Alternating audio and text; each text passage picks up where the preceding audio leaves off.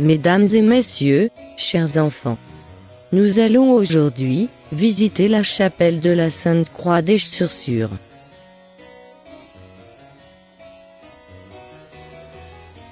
Elle se situe sur une petite hauteur, juste en face du château. Des textes écrits prouvent l'existence de leur chapelle en 1628.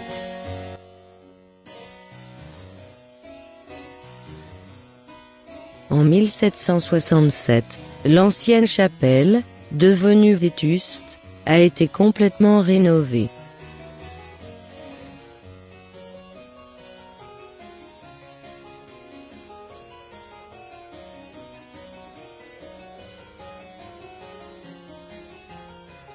Selon la légende, une vieille femme célibataire, qui porta le nom d'Anna Maria, s'est rendue auprès du seigneur du château d'Esch-sur-Sûre, pour conclure avec lui un marché.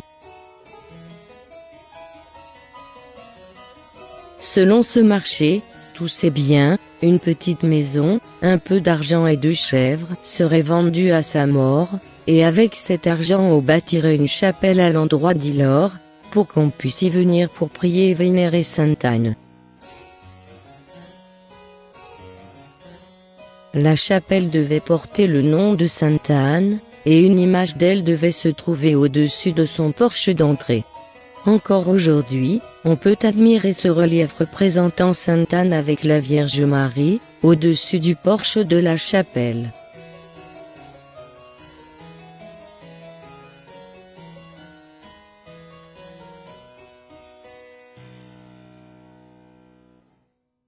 Immédiatement, le Seigneur prit les 2 chèvres, et les mit à louer. À la mort de la vieille femme, quelques années plus tard, les chèvres formaient désormais un troupeau de 300 animaux. Elles furent mises aux enchères. Le Seigneur, et les habitants riches d'Esch-sur-Sûre, contribuèrent financièrement à la construction de la chapelle. Depuis 1775, on y conserva une particule de la Sainte-Croix.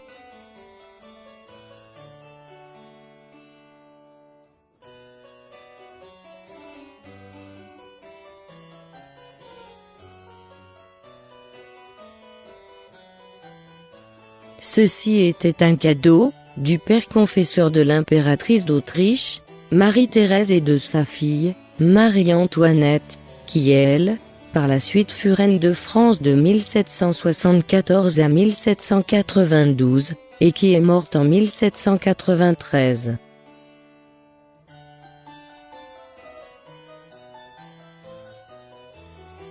C'est pour cette raison que le 8 mai 1780, on changea le nom du sanctuaire en Chapelle de la Sainte-Croix. Cette relique est aujourd'hui vénérée dans l'église paroissiale.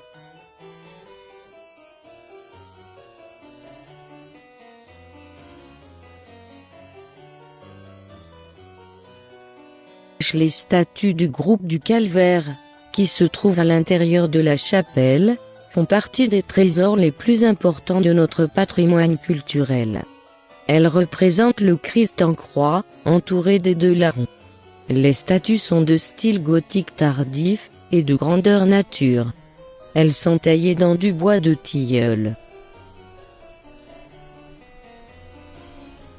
En bas dans la ville, près de la statue de Saint-Jean Népomucène, débute un chemin de croix qui date du XVIIIe siècle et qui monte vers la chapelle. La statue baroque de Saint-Jean provient des mains de Jean-Georges Scholtus de Bastogne, maître menuisier de l'ancien duché de Luxembourg, mort en 1754. Pour accéder à la chapelle et son cimetière, on emprunte une petite allée de tilleuls. En automne 1782, M. Nicolas Mertens planta 4 tilleuls. L'allée a cependant été plantée plus tard en 1840. Aujourd'hui cette allée est classée monument national, et ce depuis le 8 août 1955.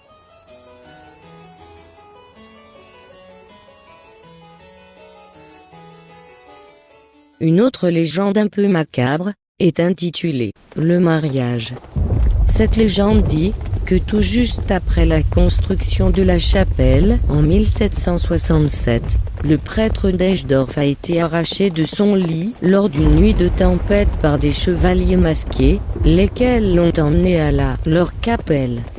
Devant l'autel était agenouillé un couple, et le prêtre a été forcé de les marier. Il s'agissait de Henri de Blainville et Marguerite de Ronsard. La mariée était blanche de peur, et ce n'est qu'après la cérémonie que le prêtre a remarqué un cercueil vide au fond de l'église. Après signature des papiers, le prêtre a été relâché et il n'était pas encore à mi-chemin du retour qu'il a entendu un cri macabre. La jeune mariée aurait, suivant la légende, été poignardée et enterrée près de la chapelle.